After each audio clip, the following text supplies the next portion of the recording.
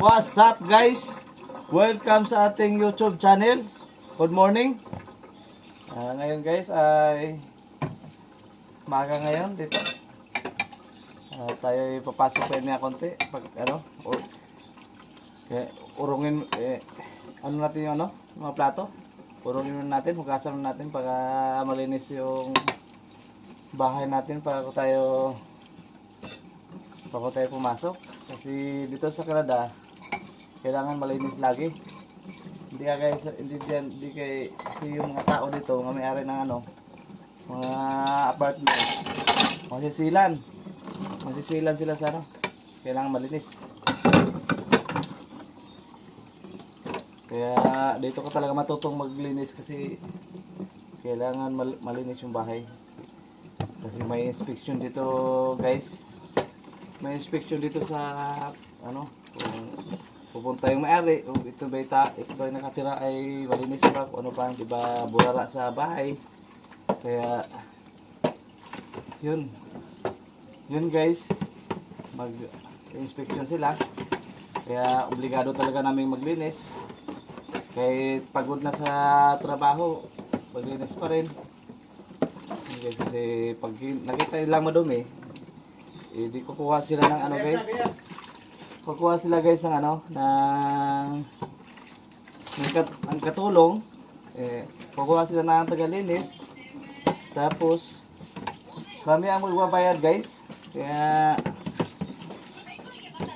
obligado talaga kaming guys. Kaya mahal lang dito. Mahal lang katulong dito guys. Nagbayad kami ng $1,200 may get. Tapos pinaghatian namin 6. 1,000 nasa kuan yun guys. Sa peso. Sa equivalent sa peso nasa 50,000. Ang binayad namin doon sa katulong na 2 araw lang naglinis guys dito, at ang linis lang naman ay nagmamap at nagmamap at saka nagpuspos lang ng mga dingding kung ano mga kwarto namin, kaya kanyang kwarto. Kaya guys, kailangan talaga malinis. Kasi bayad tayo ng katulong. Napakamahal ng tagalinis dito guys. Kasi per oras ang kasi binabayaran dito. Kaya gano'n. Kaya yung maglinis dito matagal din natapos. Kahit mga lang, linis ng pagpunas, map, yun ang trabaho ginagawa nila. At ito nilinisan lahat guys. Yun lang. At yun lang ang binayad namin, napakamahal. Kaya kailangan talaga malinis dito sa walang dumi kasi masilan ng masilan ng mga may-ari. Kasi kayo ay lang dito. Kayo ay mangungupahan lang. Yan guys, at kailangan talaga malinis sa bahay. At yun lang guys. Magurong natin ang plato. Kain tayo guys. Kain tayo ng almusal bago tayo papasok sa trabaho.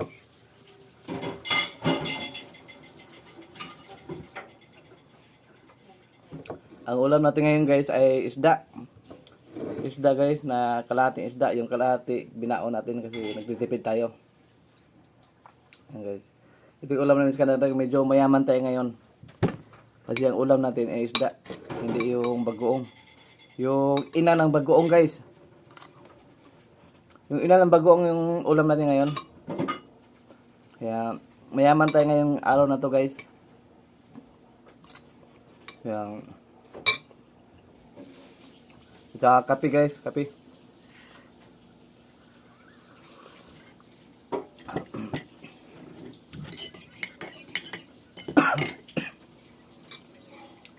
Tuloy natin ang kwento natin guys.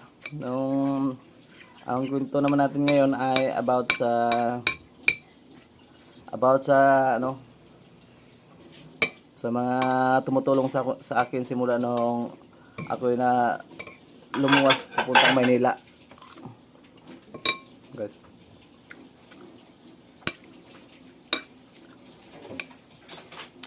Unang-una ko pasalamatan guys yung pinsan ko na yumao na ngayon. Nasa kabilang buhay na. Yun ang nagdala sa akin papuntang Manila. At saka yung kapatid niya andiyan ngayon na buhay pa. Shout out natin si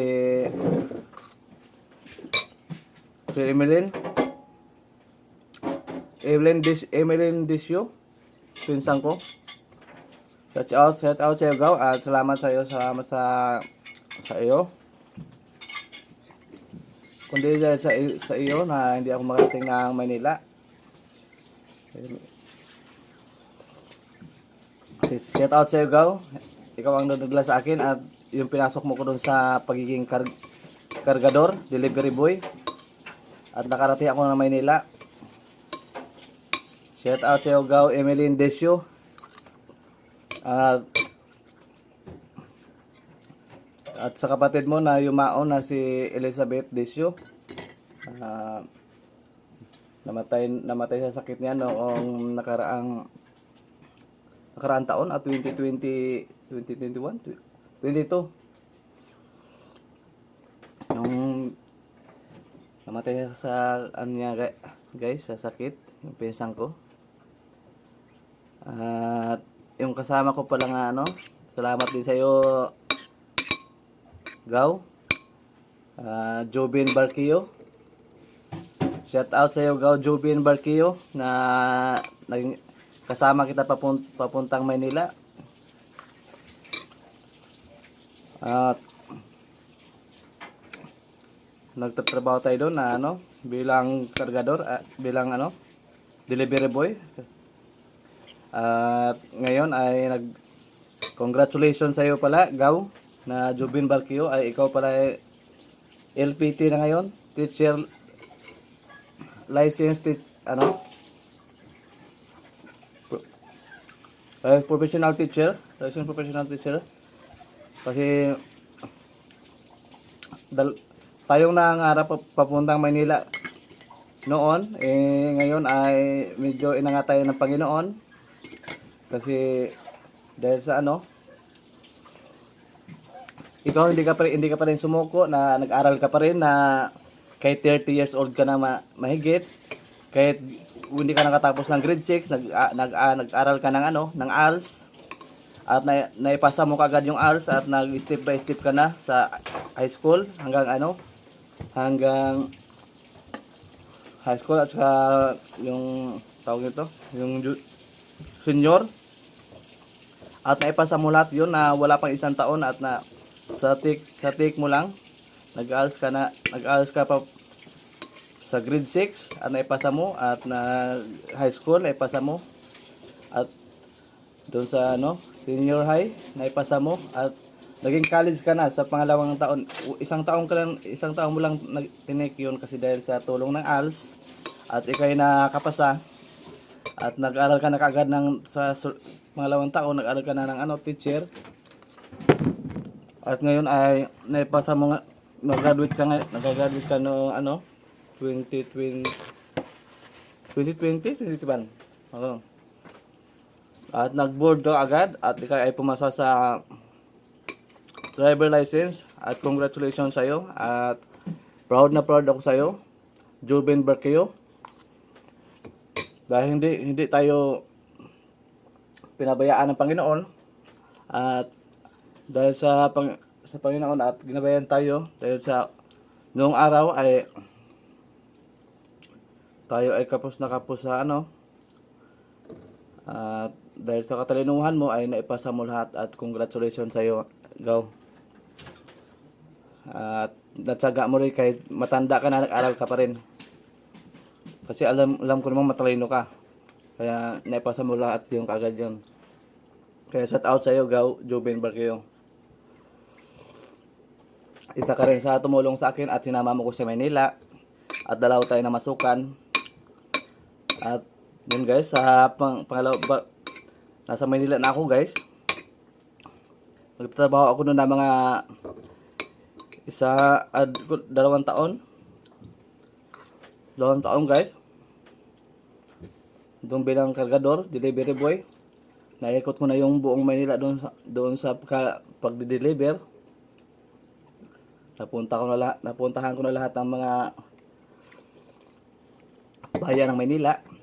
Kasi yung amo ko ay in-check lahat ng meron siyang mga branch sa buong Manila tulad ng mga Pasay, Mandaluyong, at Calamba, Alabang, Nabutas, Caloocan,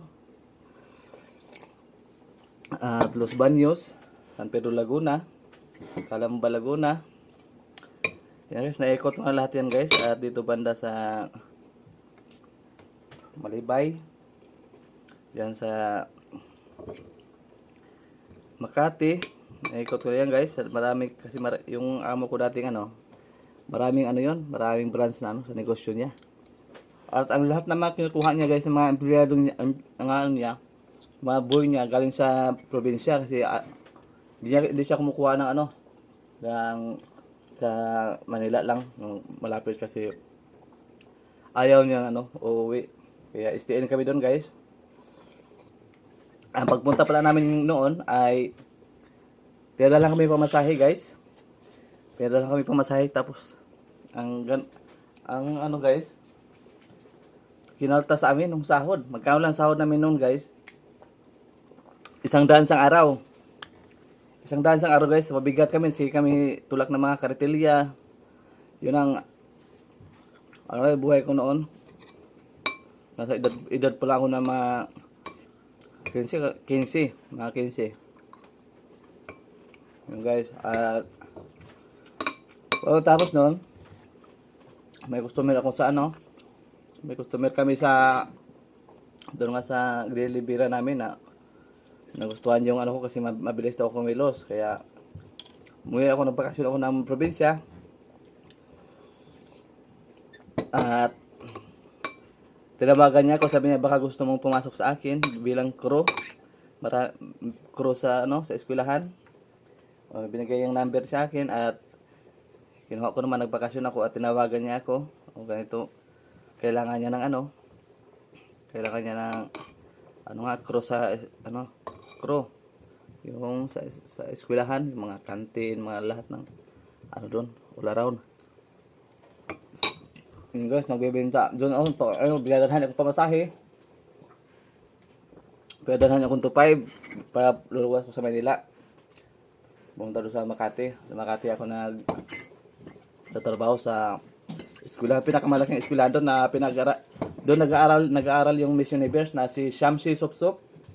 Naabutan ko yun doon guys. Si Shamsi Supsup ay matalino yan na nag-aaral yan sa sa Makati High.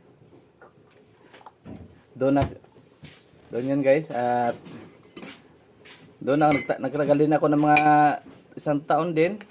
At bago ko nakarating ng Bulacan, dahil sa tulong ni tulong ng pinsan ko na yumao na rin, nasa kabilang buhay na ngayon, yung tumulong sa akin sa pagpunta ng Bulacan. Yun guys, at kaya kinuha niya ako kasi payat ko na raw kasi wala kaming pagkain doon sa pinasukan namin sa Makati kasi madaling araw, 2:00 madaling araw pumasok na kami kasi sa eskwelahan yun guys. Ang puro ininom namin Milo na malamig. Kaya ang resulta doon guys ay napasma kami. Dalawa kami yung pinsan ko na si Wilson Pialago. Dalawa kami nilagnat at saka hindi na makabangon. 1 linggo na kami. At tinawagan ko yung pinsan ko sa Bulacan, yung tumulong sa akin nung nag-umpisa ng tinawagan ko na dito na kami, mamamatay na kami dito sa kasi wala kaming pagkain. Kasi yung ulam namin itlog na nilaga. Pero sa kabila yung kain. Tapos may budget kami sa pagkain guys. 25 pesos. Yung sa almusal sa katanghalian. Kasya ba yun eh? Ang pasit canton 15 na yung pasit canton. Kaya Yun guys, kaya muntik na kaming mamatay doon, muntik na kaming binawian ng buhay doon. Ang pinsan ko na si Wilson Pialago. Shout out sa'yo, Gaw. Wilson Pialago.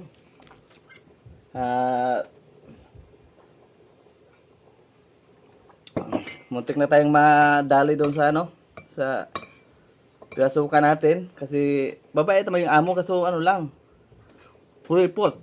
Walang pagkain. Kaya lang guys, at tinabagan ko nga yung pinsan ko na yumao nung 2016.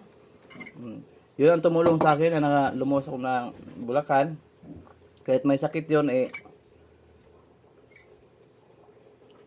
tinulungan niya ako kasi yung asawa niya yung asawa niya nagtatrabaho din sa Bita dati noong araw, year of 2004, bilang welder at naging splicer. Yun ang tumulong sa akin at hindi ko naabutan yung asawa niya at yun ang nag-recommend sa akin na ipasok niya ako doon sa sa Bita. Tinulungan ako nung pinsan ko nung asawa niya na may sakit, na kumuha kami ng mga requirements.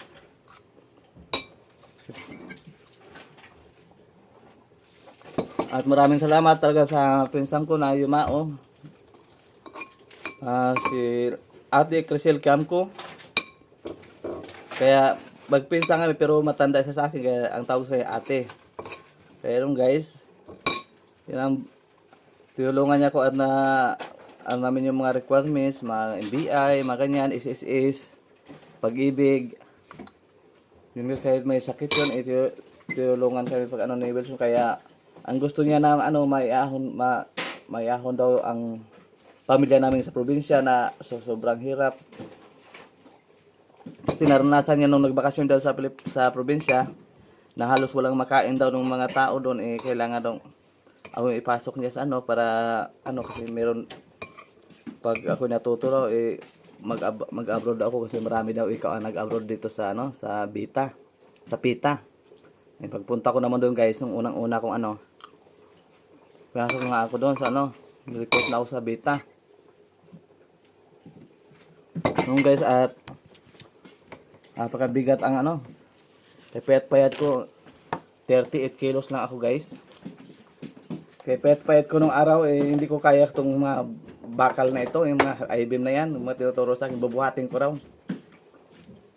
Kaya doon ang nagpapalakas sa akin ng loob, na sabi niya sa akin na kakayanin mo yan, para kaya mo yan. Mag-aral daw ako ng sa trabaho para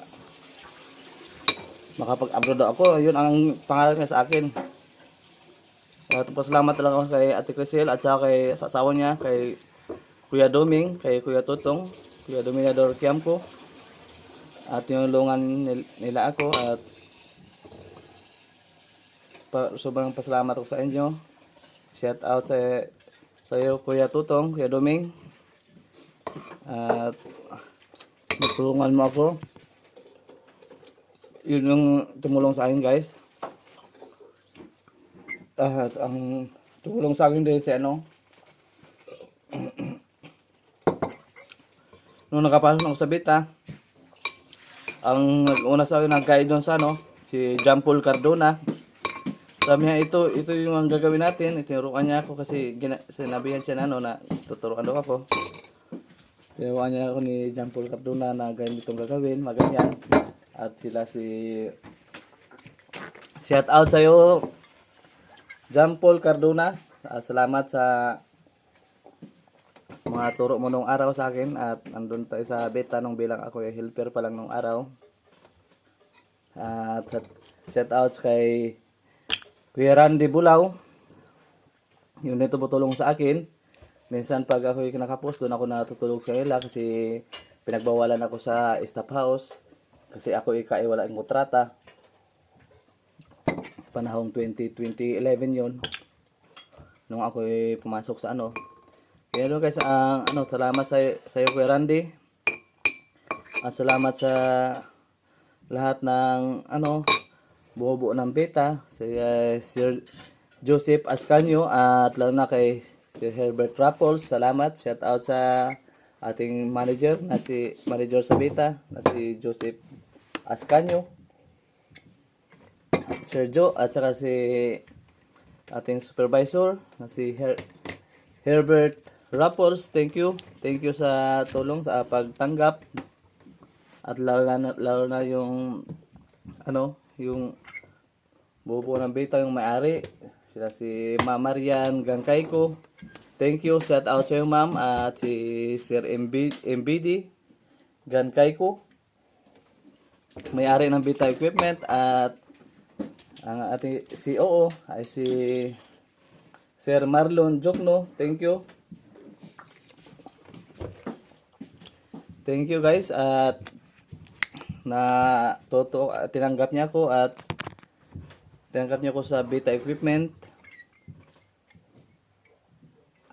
At nung nasa Beta Equipment na ako, pumasok ko bilang helper at pinag-aralan ko lahat ng trabaho. Kasi sa Beta Equipment guys, lahat ng trabaho pwede kang matuto, kasi kumbaga ginagawang learning doon, yung tawag nito, yung eskwelahan. Pag tuwing wala kaming ginagawa, nag-aaral kami guys doon sa conference room, at yung beta naman ay hindi naman madamot sa sinishare yung mga trabaho at kailangan mo pag-aralan. May mga manual dyan, may mga kung anong dyan. Yun guys, at pinag-aralan namin itong wala kaming trabaho, kasi nag-aaral ka na nga doon sa conference room, bayad pa yung araw mo, pero minimum lang, wala kang overtime, kasi minimum lang ang doon, ang sahod sa Bulacan. Kaya doon guys, na pag-aralan namin at natuto kami sa gawain kung anong ginagawa ko ngayon sa trabaho. Yan guys, doon ko natutunan lahat yon, kasi yun ang number 1 kong kumpanya na pinasukan. Ang pangalawa na ito sa Canada. At salamat sa at salamat pala sa nung ako yung natuto na. At meron akong nag-OJT ako tawag nito, nag-helper 2 taon. 1 taon higit, at nag-OJT ako 1 taon. Tapos nag-exam ako guys, at naipasa ko unang take ko ng exam sa skill ko na to ngayon, naipasa ko. At salamat sa kila Kuya Boyet Riboka, Christopher Riboka. Thank you, at tinulungan niyo sa exam. At si Antonio, Roberto Antonio, thank you. Rex Nobelias, yung nasa Quezon, nasa power plant ngayon na thank you. At si Kuya Ramel Camara, thank you din. At si Joseph Waso, thank you.